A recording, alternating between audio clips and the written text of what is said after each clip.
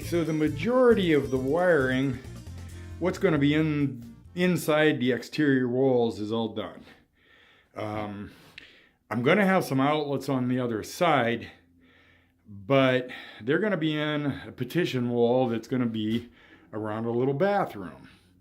And that's much later on, but I have a plan how to route that wire so it doesn't need to be done before the installation's done. So you'll see all that much later. Anyway, so I went and bought insulation. And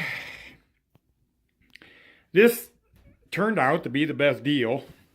I usually deal at Lowe's when I absolutely have to, Menards, but not if I don't have to. But this came from Home Depot. Mainly because it was the best deal going. It was 1.5 inches for 15 and change a sheet. Everywhere else was about 19 to 20 a sheet for 1.5 inches. And this has the foil face on one side and a plastic face on the other side, on this side. And if you really want to get confused and you want to spend hours reading arguments, check the forums or Google whether the foil should go towards the heated space or towards the outside. Because there's people that'll tell you, and they'll tell you both, and they're adamant. And boy, my conclusion to that is, after reading, including reading manufacturers' websites and watching videos, my conclusion is it doesn't make a diddly. So, we got heat on in here. It's pretty warm. We're going to work on this. And I'm going to probably face the foil out.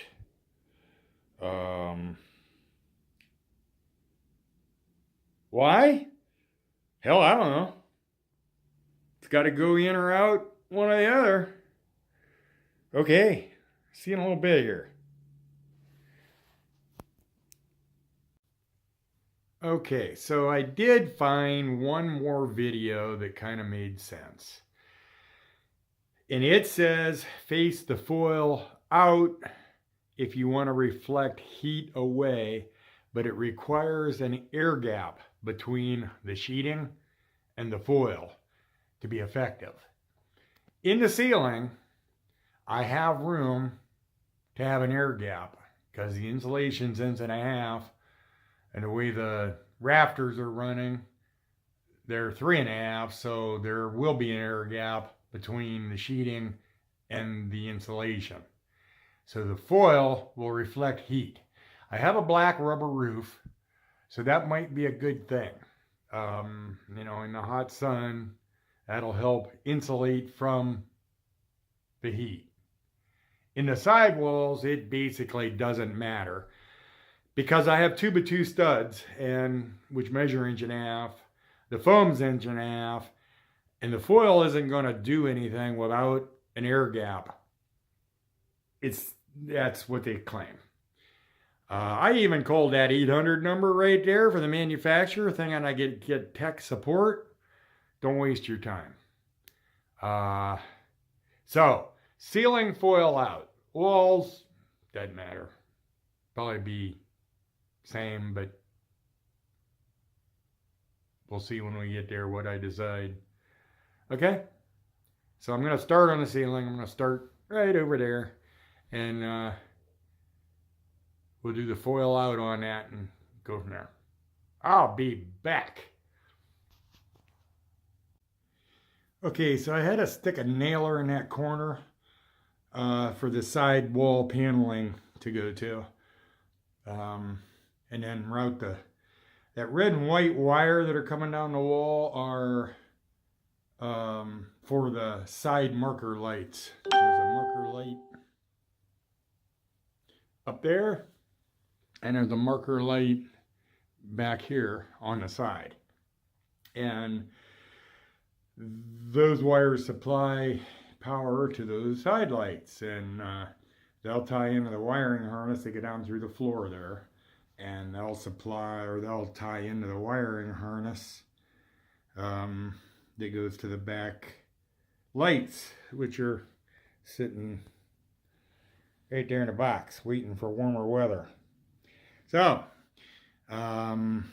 you got to remember to run all the wiring you're going to need in the wall or wherever it's going to go if it's going to end up getting covered. So that's done, and I'm ready to go back to insulating.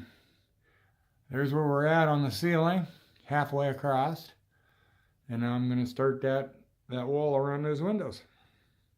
Be back. Good morning, everybody. So the camera died last night. I couldn't do much video. I couldn't do any video. So here's what I got done last night. The front wall, the street side wall, and I had just half or actually a fourth, that half of the ceiling. This morning I did that half the ceiling, or that fourth the ceiling, and the curb side isn't started yet, and the curb side of the roof isn't started yet. And that's today, and the back end isn't done yet. So, on the curb side, I don't have the windows in yet. Mainly just because I've been spending all my money on other stuff and I haven't bought them. But I can frame for them, and I'm not going to cut the holes just because that'll help hold the heat in. But I have a plan how I can cut the hole. This weekend is supposed to be like 58. And if I can scrounge some money to go buy the windows, which I think I might be able to, I'll maybe get those windows in and side that curb side. That doesn't have the aluminum on it yet either, but it will soon if the weather's going to be that warm and nice. So anyway, that's where we're at. I have a little bit of work to do over here, framing in for those windows and then insulating around where they'll be. And I got to put a nailer in that corner and a nailer in that corner over there. And so that hanger's there, so I know how deep I need to make a closet that's going to be down in that area. And that's where we're at, and I'll be back. Okay, so as freaking miserable as it is, like 18 degrees, I decided I need to get this siding on. I was looking at punching the holes out through from the inside to put the wire out through for the running lights that'll be on this, and I thought, you know, I need to probably put a piece of metal on each end and drill the hole out through there where I'm going to mount the light. It'd just be a lot easier. I pulled the plastic off I pulled it back, and I could see under the plastic, once again, it's gotten wet. So I decided I'm going to have to just get this siding on there before that plywood gets damaged any. And it's miserable cold working with aluminum. I can't feel the nails. It just sucks. But I'm going to put it on there and then it'll be done. So I'll be back here in a few. Okay, there's where the windows will go.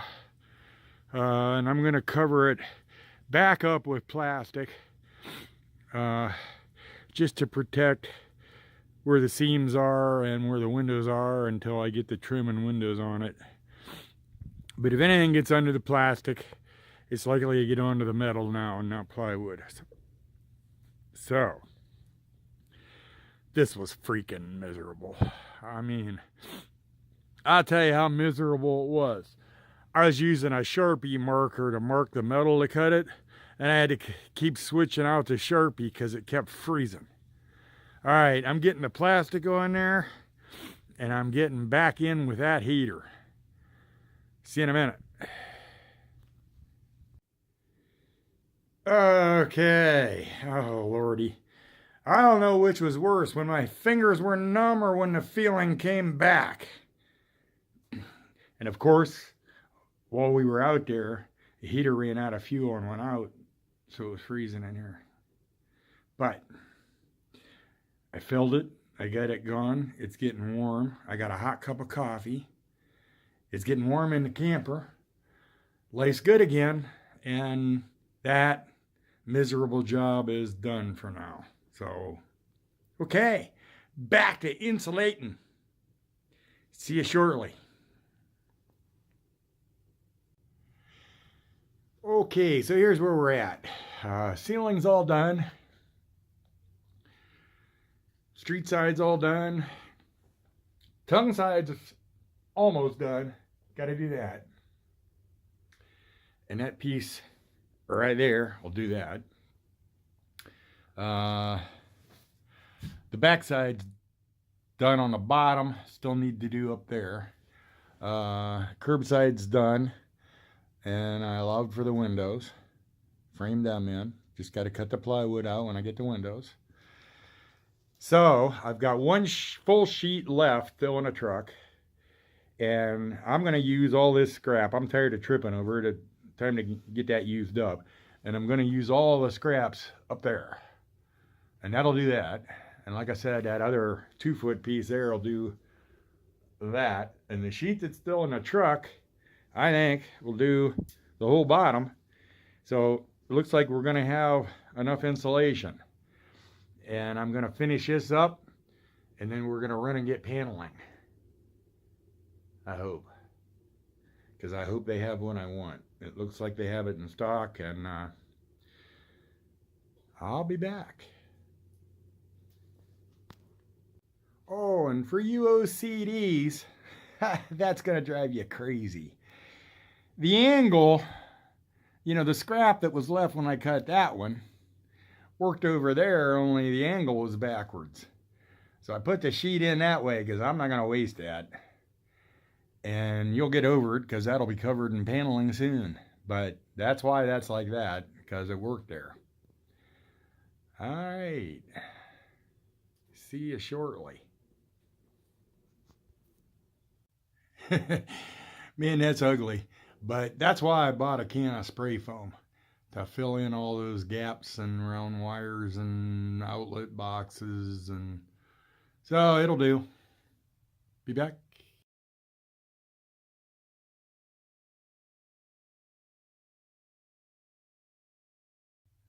Okay, everything's spray foamed, and before I panel, I'll have to trim some of that off.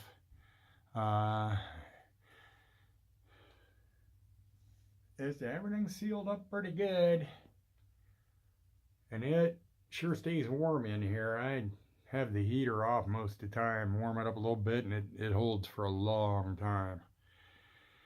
So, I'm doing these bottom pieces right here, and then we're done with the insulation. So still have to do that side and one more piece on this side down there. So that's it. Sorry I'm making you dizzy here. I'll be back.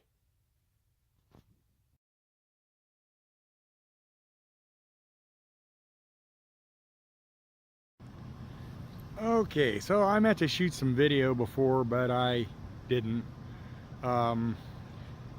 We wanted beadboard, and it's getting so paneling in general is just hard to come by because it's kind of out of style, but it works for a Gypsy Wagon. So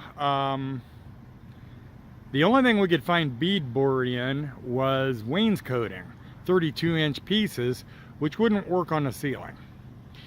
So we looked at all the paneling they had, and we came up with this. So this is the back of it. I got one piece of masonite there that's going to go on the bottom where it doesn't show inside the cabinets. And then the paneling will go on the walls above the masonite where it shows. And I'm going to surprise you with what it looks like. So you got to stand by. And just picked up the paneling. And now we're going to get some pizza. And then we're going to go home and eat the pizza. And then probably tomorrow start some paneling. So there you have it. See you after a bit.